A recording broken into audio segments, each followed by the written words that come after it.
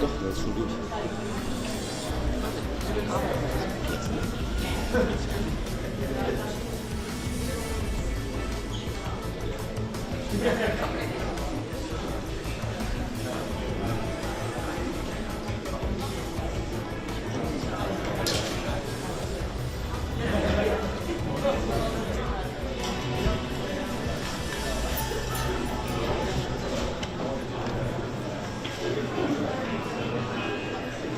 Die Premiere bei der Berlinale Superpower, ein Film von Sean Penn hier als Berlinale Special Gala, ein Film, an den er vor einem Jahr begonnen hat in der Ukraine. Er wollte noch einen Dokumentarfilm drehen über Zelensky, dann aber brach der Krieg aus, die russische Aggression.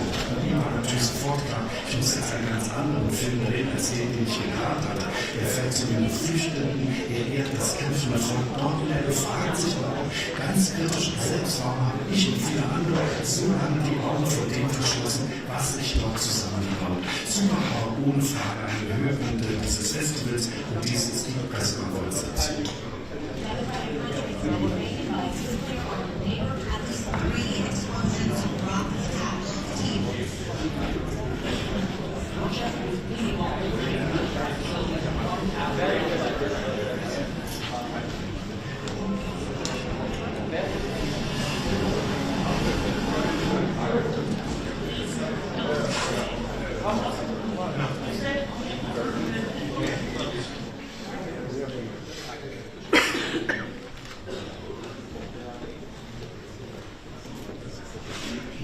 Entschuldigen Sie,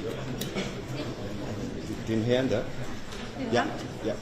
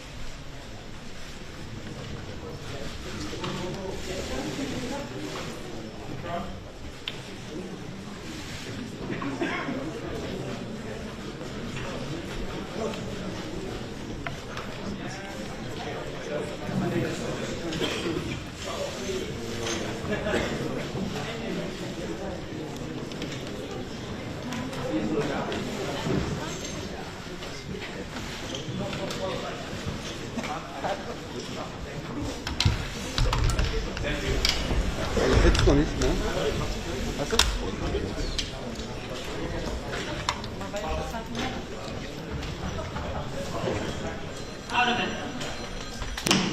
Hinsetzen.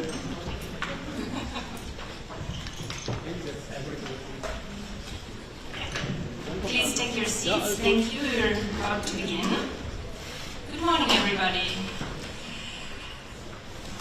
Last night, we had a world premiere of a film most important to our festival. It's screening in Berlinale Special. It is called Superpower. You all saw it. Let me introduce the people behind the film. From your left, Danny Gabay, Lauren Turk, Billy Smith, producers. It is a co-production of Vice Studio LA and Fifth Season.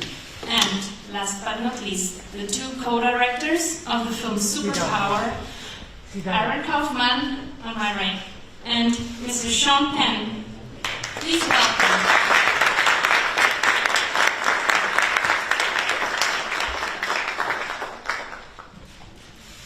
Not only did we have a world premiere, you also agreed, and we were super grateful for that, on a Q&A. We had nearly 20 minutes of talking, and I think I would like to pick up one question that remained, of course, and remains most important to you that I know and to us. Can you say a word on your protagonist, your main protagonist of the film? The president of Ukraine, Mr. Zelensky, your relationship and his role in world politics today. Who wants to start?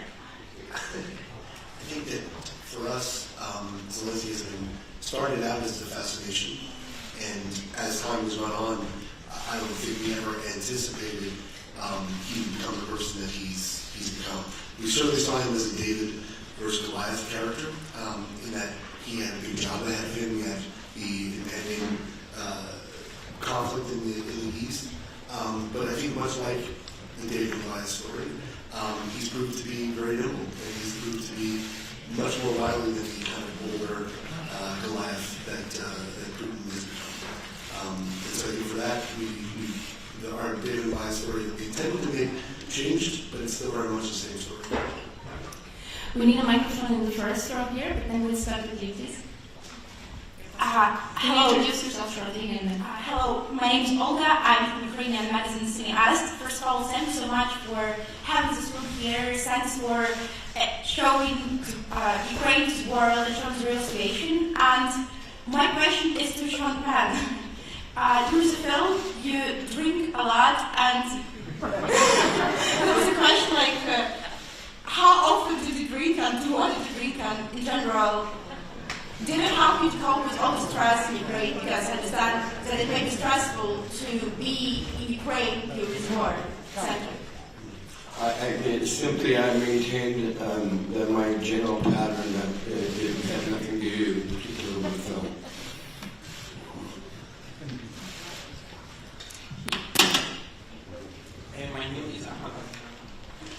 My name is Ahmed Ali, Egyptian journalist. You communicated with different parties about the point of view Ukraine vision. Have you tried to communicate with the Russian side, especially Mr. Putin, and do you accept to do another film about this vision? No. It was very early, quite clear to us that we were not going to let our film be a podium for transparent deception, and that's all that Mr. Putin and the Russian Federation had to offer. I think we would have been better served talking to a wall.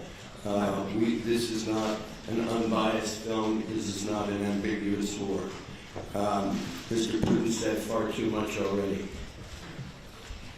Hi, my name is Irina. I'm a Ukrainian journalist. Sean, in 2024, before the next Oscars, you called on the film community to give President Zelensky the opportunity to speak at the ceremony. You promised to me about your Oscar if this didn't happen. Zelensky didn't speak at last year's Oscars. You have brought one Oscar to Ukraine and will take it back only after me. How many more standards do you need to bring to Ukraine, and how many threads of their discussion do you need to make to get more tactical plans for Ukraine? How you feel? Thank you. The Oscar is there in his office, and it's ready to be melted anytime he wants to melt it. This was overcovered, a small gesture, symbolic between two friends. In terms of what inspired that, it was my continuing shame towards the leadership of the Academy, the Motion Picture Academy, and choosing to present Will Smith, Mac, and Chris Rock rather than the greatest symbol of cinema and humanity living today on their broadcast, their loss. Hello. I'm from Georgia, and my country, 20% of my country is occupied by Russia. And some years ago I was pregnant when the Russian bombs were falling down. And this is not easy, but now it's very easy to share feelings from Ukrainian people and share your feelings when you were there. My question is about your decision, because we remember that you were in Haiti also, when earthquake very huge and many times. When you decide the first time, when you feel inside you, when only acting is not enough for a person and you can do much more. if you can share this moment. Thank you. Well, as we've heard so many times in Ukraine, and I think we all understand this here at the Berlinale, is that art does have a significant role to play in building freedom and executing freedom. And so, really, my life experience with this is that I don't really differentiate between those parts of the way in which I hope to stand beside people who are fighting for freedom. Mr. Pan, thank you for being here. Thank you for bringing this movie. I'm Vivian Hackridge from Dreisat Kulturzeit. I would like to know your personal opinion. Do you think Ukraine should become a member of NATO immediately? And second question, as a Hollywood star shooting at front lines in Ukraine and talking to the president, how are you part of war propaganda? Well, it seems very clear that the word propaganda can be used, as a disparagement, what I would say as part of showing the truth of Ukraine's absolute unity in pursuing all those things that without which life is not worth living. Then I'm very happy to be considered a propagandist, and I'd like to. We made a very unapologetically biased film because that was the true story we found. I would also think that the movie was never meant to be the definitive, history of Ukraine. There's so much more to the history of Ukraine, which is wonderful and worth researching. It was never going to be the definitive movie about war or about Russia. It was really our experience, having not really been very well educated about Ukraine, not really fully understanding the texture of what had come before this, what were the things that led up to this. We had a very shallow, United States focused view of the region. So what our movie became was our journey to find those truths. So I don't, as far as propaganda or not propaganda, I don't even know how to answer that, because to us, the movie that's up there that's true is our movie of what we encountered in our experiences going over there. So in a sense, we were trying to humbly offer people a piggyback ride along the journey we took. And NATO? Well, here's the thing. The complications of the NATO agreements, partnerships that need to play a role, the sensitivity to it at this moment. I can't speak for the Ukrainian government on that. I can only say that whether or not in NATO, these are circumstances that demand that they be considered and resourced with everything they are requiring. In this case, they are not requiring NATO troops. They are requiring the material support that we would give any effort of defending this invaded country and this invaded people. I think that the issue is hardware. Hello, it's Natalia Zhuk from Ukrainian Movie Gram. First of all, thank you so much. I cried, I laughed, I felt a lot of emotions yesterday during the press screening. And I turned to my editor on the ending titles and I said it's not a war story, it's a love story.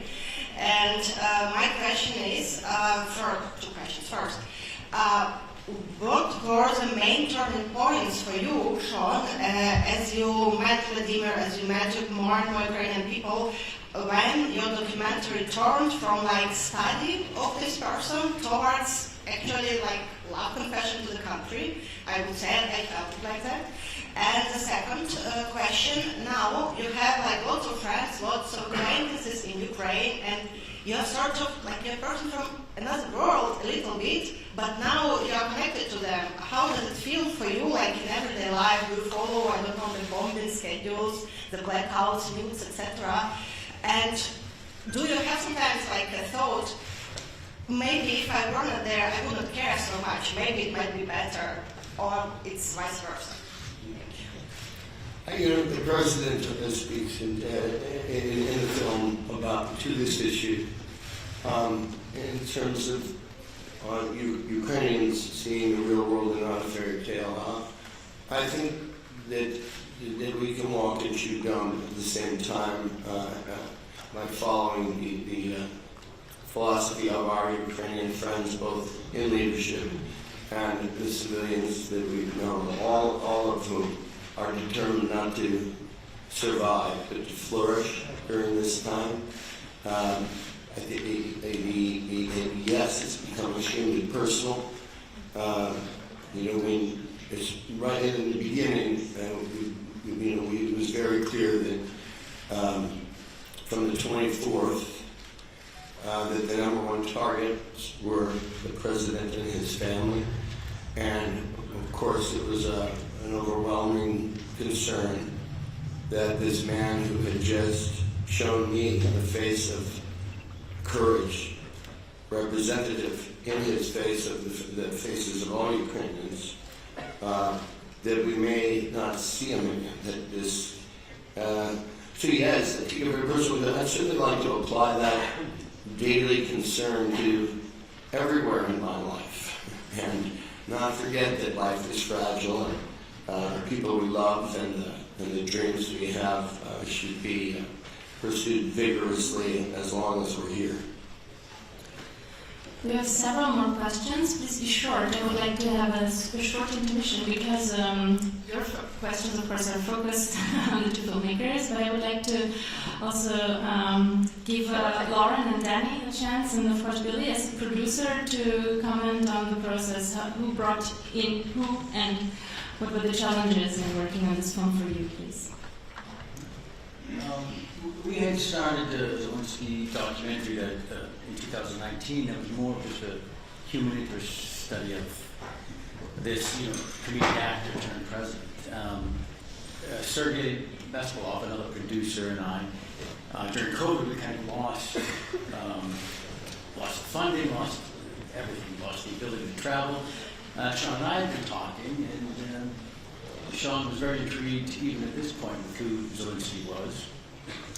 As a man who has kind of stepped into the fray. And then Sean and I brought in Aaron, and Aaron brought in fifth season in Vice, and then we were off and running. I guess for us, Lauren and I had just done a production with Aaron, Home Crusaders, on the Jehovah's Witnesses, and Aaron gave me a call one day and he said, "Look, we're working on this new thing. Could you come up to Malibu and meet Sean Penn with me, because we're getting into this world of Zelensky and we don't really know what to think of the guy, but we think there may be something very interesting here." And Lauren and I had just started producing a lot in partnership with Vice World News, which was Vice's news division. And I think the general feeling between all of us was that between what these guys were interested in investigating and what the resources and abilities of our news division were able to bring us in terms of security and fixers and access and being able to shoot on the fly on the ground in difficult places, we said, hey, feels like there's a really interesting opportunity here to all work together and explore this. Lauren, do you want to ask something? Yeah, I think that first meeting, what was so interesting to us was the way that Sean, of course, was thinking about the president, who he was as an artist and who he was as a leader. But it was also, we were also very interested to explore the people of Ukraine and understand their story better. And I think that that's something that, as our story changed, and it changed quite a bit, I think that heart that Aaron and Sean and everybody here brought to our story allowed us to follow it as it changed in the way that it did. Your question. Hello, Horace Kiribayev, Esquire, Kazakhstan. I have a question for Sean Penn and Aaron Kaufman. During the movie, you said several times that your goal is to remind the world, particularly the US, about Ukraine and the problem it faces today. And now we see that in the movie, with the movie. My question is, what are your plans in terms of distribution of the movie in the US? Are you planning to show it in the cinemas or on the streaming platforms? And for Aaron, what are the plans after this documentary to have any next steps in your mind? Thank you. Yeah, I think now, because we preserved the film and had been working on it and right up until just before this festival, we will now be looking at distribution buyers. In an ideal world, it's fast and furious. Some of you may know Evgeny Afanushky's films Winter on Fire and Freedom on Fire. We are an extended family altogether, supporting each other's films to get the various perspectives out. So I know he too has hit the market, and we see if the kind of broad distributors that we feel that it's important to get to eyes all over the world, and particularly in the United States, if they've got the guts of, for example, Vice, that we had that one meeting and they just said yes. So I'd like to think that when we leave this room, some buyers are going to just say yes, but we haven't had that conversation. My name is Evelina Wittenberg. I'm a news correspondent from Poland. The first question is for Aaron Kaufman and Sean Penn. Do you believe that this movie could encourage more people to support Ukrainians in their fight for freedom? Do you think that superpower could have influence on Americans' attitude to war? And the second one for Sean Penn. I'm a journalist from Poland, so I'm really curious, how did you recall your visit to Poland in terms of helping the Ukrainian people? Thank you. Yeah, I'll do the Poland part and the other part to Aaron. So, from the American experience, observing this, and of course, I was very quickly wearing two hats in Ukraine, because I have the documentary, but I also have my organization core working, and I was sometimes confused going back and forth which effort I was there to focus on principally. But in working in Poland and with the Polish people, and seeing the way in which the doors of homes were opened and hearts offered, this has been one of the most significantly positively supported relationships, in the crisis of refugee absorption that I've ever seen. But these things can't go on forever, and so we international community, the Ukrainian government, looking for solutions, particularly in shelter, being able to allow families to reconnect in safe places. As far as the film being kind of an entryway into the conversation, I think that was always on our mind. We looked at the coverage in the U.S., saw that it was very shallow. A lot of times it's about should America be supporting Ukraine or not? Should we give them more money or not? And that's the conversation back and forth. And then you add in talking heads telling each other about that. They never really go deeper to go, what's really behind this? What is this? We ask a lot of people that don't understand really what the conflict is about. They'll refer to this as a civil war or something else that's outside of actually what is behind this invasion. So I think getting people to a base level of understanding of why this has happened, what the details are around it, I think would be helpful for them to understand what helping or not helping Ukraine really means. Hello, Irina Kunchik from Bulgaria, Novi News TV. Mr. Penn, I would like to ask you, what is the superpower of Ukrainian people? What is the superpower of Zelensky? What is your superpower? And if you have the possibility to speak with Putin eyes in eyes, what do you want to say to him? Thank you. Again, I find myself no interest in talking to Mr. Putin at all. A day will come where none of these conflicts end in war. They end in talking, and it's going to have to happen. It's going to have to happen with very strong demonstrations of the existing Ukrainian demand for freedom and sovereignty in their territories. Once the architecture is in place for that, perhaps there'll be a brief discussion with the war criminal to whom you refer. In the meantime, I'm more concerned with, it's a very odd time when what the most significant humanitarian response that can happen right now is the delivery and supply of long-range precision missiles to a country under invasion, a country that owns all of the dreams and aspirations that, as I've said in the film, that we all share, that all movies share. Movies, about the better us, and we find that in Ukraine. It's kind of like, how did it happen? It was Liverpool, England, the Beatles came from, and it was a great communicator to the world's heart. And now it's the Ukrainian embrace and courage. I think that Ukraine is the world's Beatles right now. And we should, just keep playing that record until they get their V-Day and go have some abortion. Mr. Ben, Paulo Portugal, Insider.pt. There was some news before the festival that Mr. Zelensky would be present here somehow.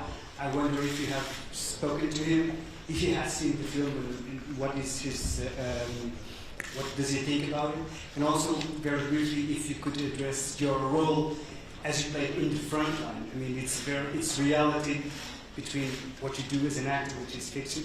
How do you see that, the role that you play? How does it mean to you in your career? Thank you. It was very important to us that the president see the movie and that he see it before the rest of the world saw it. So we went back this past week and went to Kyiv this past week and spent about a week there and showed the president the film.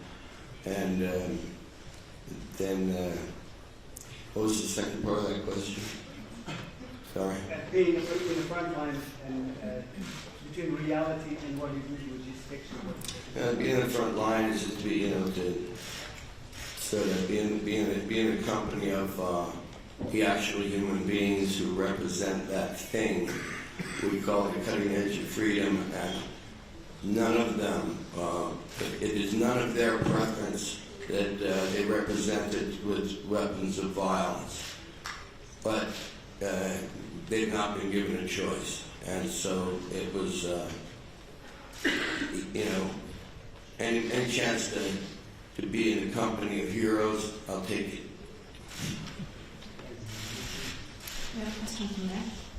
Good morning, my name is Valentina Mignoli and I'm from the Italian film magazine Selvaggi. Congratulations on your documentary. The film ends with a scene from the TV series where Zelensky played the president of Ukraine. I was wondering if you could comment on this thin line between fiction and reality and how TV series today are shaping our world. Thank you.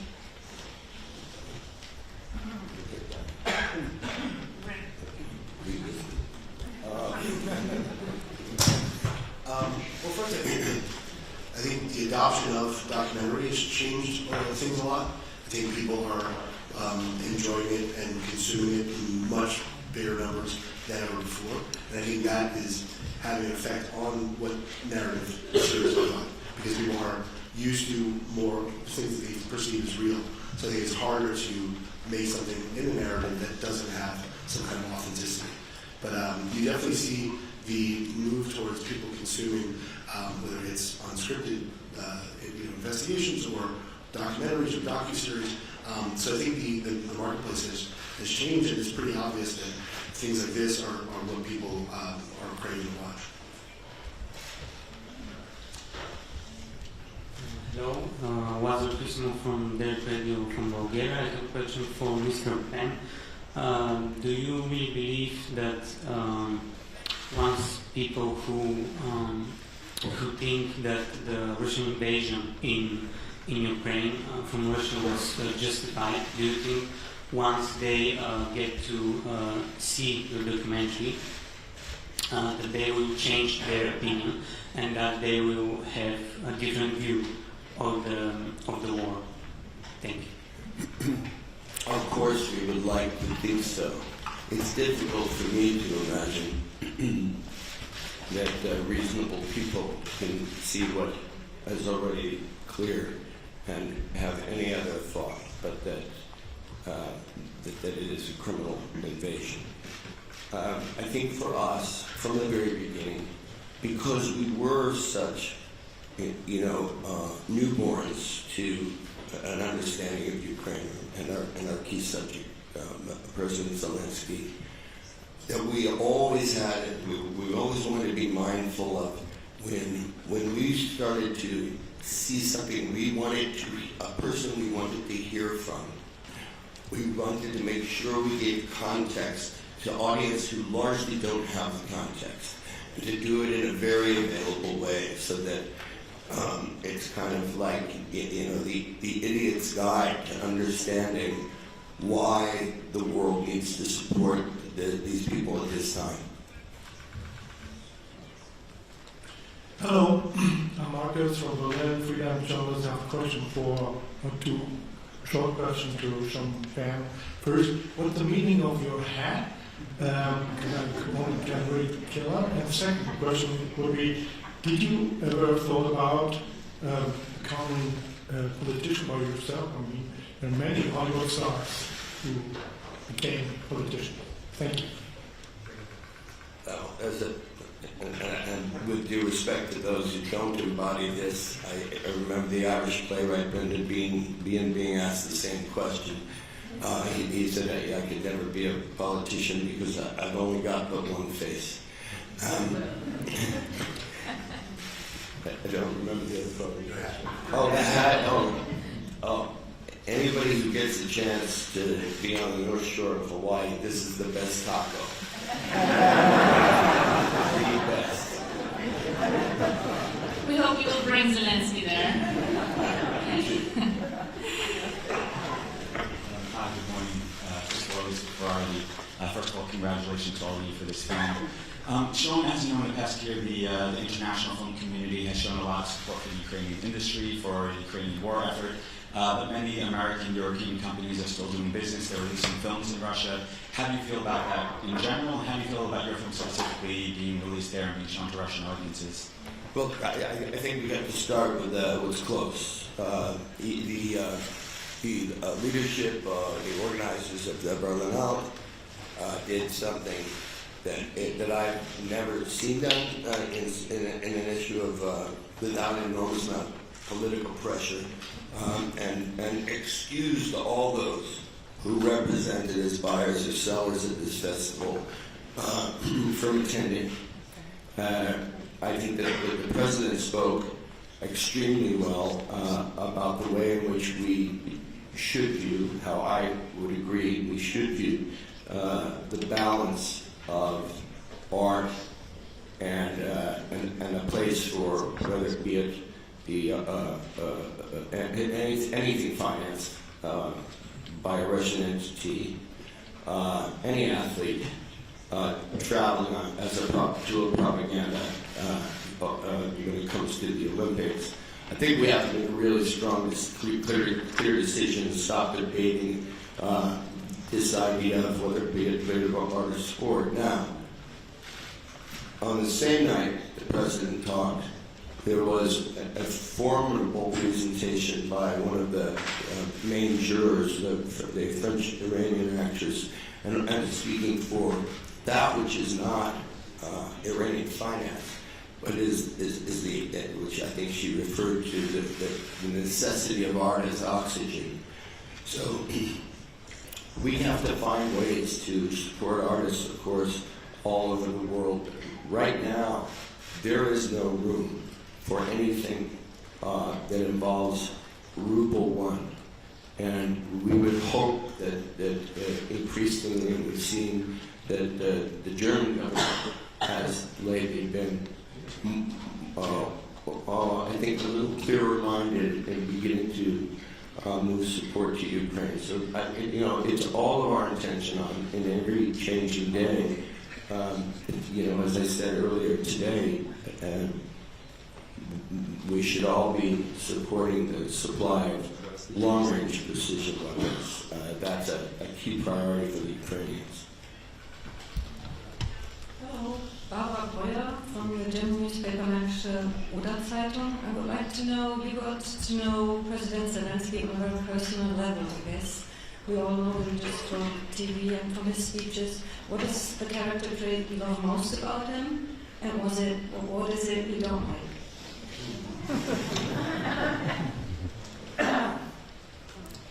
I don't like a creepy little bully threatening him in his country. I do like that there's no threat that scares Zelensky or the Ukrainians. I think we all shared on the 24th, because we had been with him, in fact met him for the first time face to face. There had been Zooms during the COVID period. But the first time we met face to face, I had said to him much earlier, I don't want you to answer us about whether you're going to be open to us and give us access until you meet us face to face, and we won't bring cameras. So our first meeting was on the 23rd. He decided, for his own reasons, I guess his excellent discernment and trusting people, that he would see us on the next day, and we'd bring our little camera. And then we went back to the hotel, and that night the missiles started coming in. And what had been a head of state wearing a proper suit in a proper office, and the next time we saw him, he was in cameras in his country, he was at war, and he had already embodied, there was a sense, a palpable sense. He said in the film that, and he couldn't have seen this coming, that he was born for this moment. And the conviction, I had been told by some friends in the United States government about the offer of the Blackhawks coming in with a special operator team to evacuate him. And I knew before his famous answer, it was very clear to us within a couple of moments he wasn't going anywhere. And so it was a very moving way to start to get to know somebody, and that affection only built over time. Speaking from my side, I think that aside from meeting my children at their birth, the highlight of meeting and sensing a great human heart of courage was that day with that man. I'd like to wrap up with one last question. Hi, Anna Cho with DW News. Nice to have you all here with Superpower. I have two short questions for Champagne and Frank Kaufman. So you talked to so many people over the course of filming that movie. Is there a conversation with a person other than President Zelensky that stuck to your mind that you couldn't forget? That's one question. And the other is, what is your single biggest learning from filming that movie? Thank you. Yeah, we had a lot of, we researched quite a bit, and there are a lot of interviews that never made it into the film. But what really was interesting is there was a guy in the movie named Alex Frischberg, who was an attorney, and he's not a political commentator. He's a smart guy, and we really got a feel from him what the appeal of Zelensky was from the general public of Ukraine. Because as you see in the movie, the intelligentsia would tell you, that they were not necessarily behind him initially.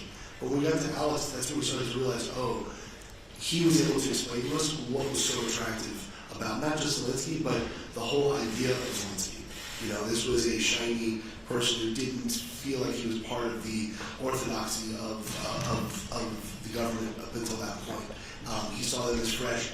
He was looking at a new Ukraine, and that's something we saw a lot as well, where people in Ukraine were not thinking of themselves as a former Soviet republic. They were thinking of themselves as Italy or France or part of the EU. We got that from him as well. So that was the first interview that we had that really gave us an idea of Zelensky as a person, but also that promise that is why he runs so decisively. And the only thing I would add is that the slogan of the Ukrainian Railroad is iron and soft. So they'll fight like iron, but they are going to maintain that humanity, that soft humanity.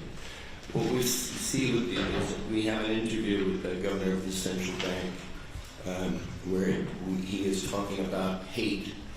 And of course, the presumption from outside, that which we're all taught to seek forgiveness, was not in his heart.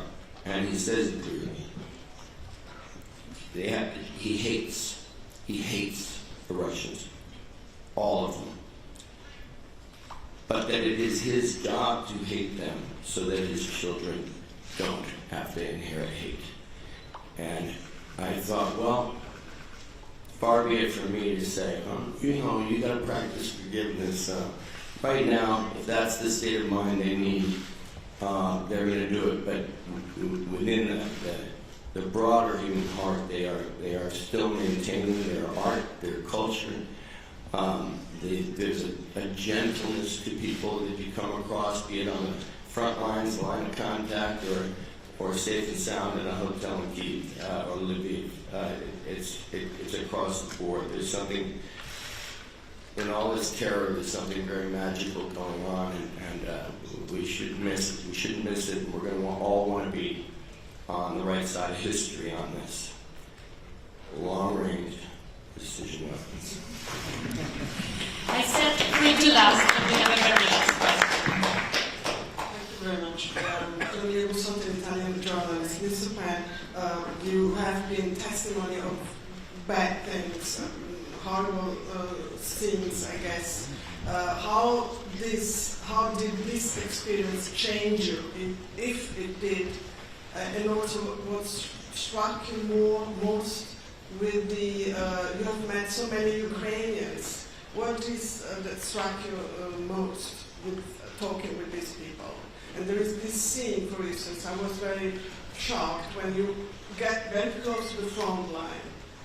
Did you sense any fear? Were you scared? Was it a dangerous moment for you? Thank you.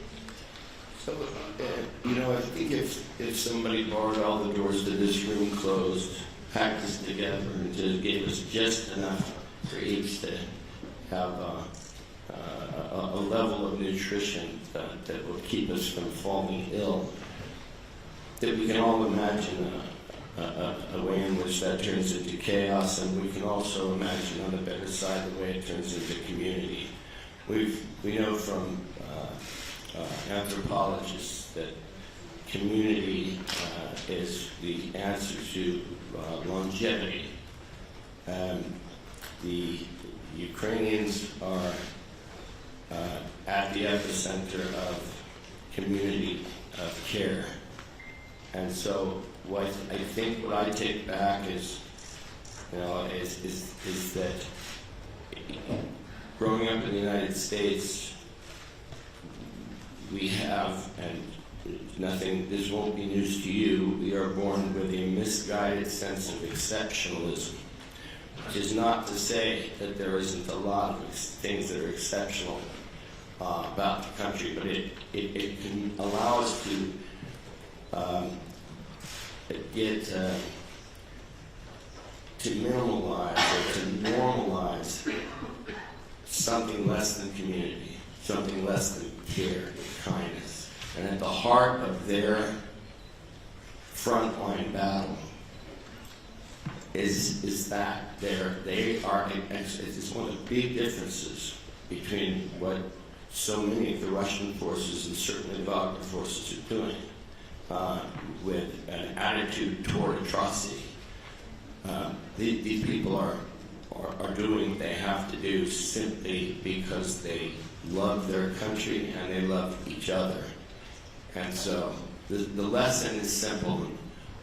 We should all honor them by doing our best to follow it. And it will be an imperfect road, but I think that's the biggest takeaway. I'll say in terms of the question about danger, it's become a question of finding it's less and less important to share my views on it. We get on an airplane and we don't know how to fly the plane. We're not going to panic whether it's going to go down or not. Just take the flight. Thank you so much for the superpower in the film, the superpower in the discussion, and please follow the examples that you were given with this film and with Aaron Kaufman's and Sean Penn's engagement and determinism. Spread it, listen to Ukrainian voices, watch our Ukrainian films in the program, and good luck to Superpower and the Ukraine. Glory to Ukraine.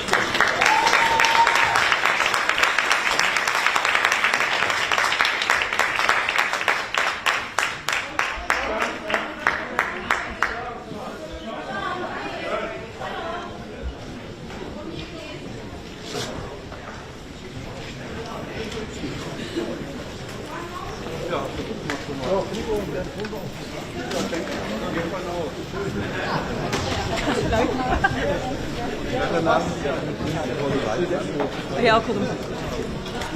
Ja.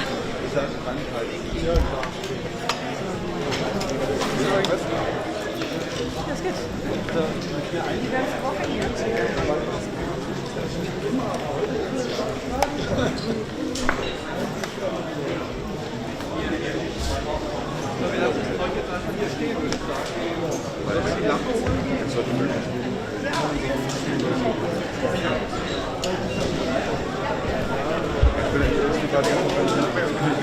Nein, das soll nicht. Alle gemacht. Ja, das sieht man immer noch Bilder, wo ich mir jetzt denke, eins Römen, das ist schöner. Ich weiß ja nicht, was sie vom Teppich nehmen.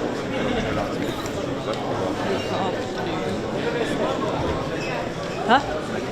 Yeah, it's fine. Yeah.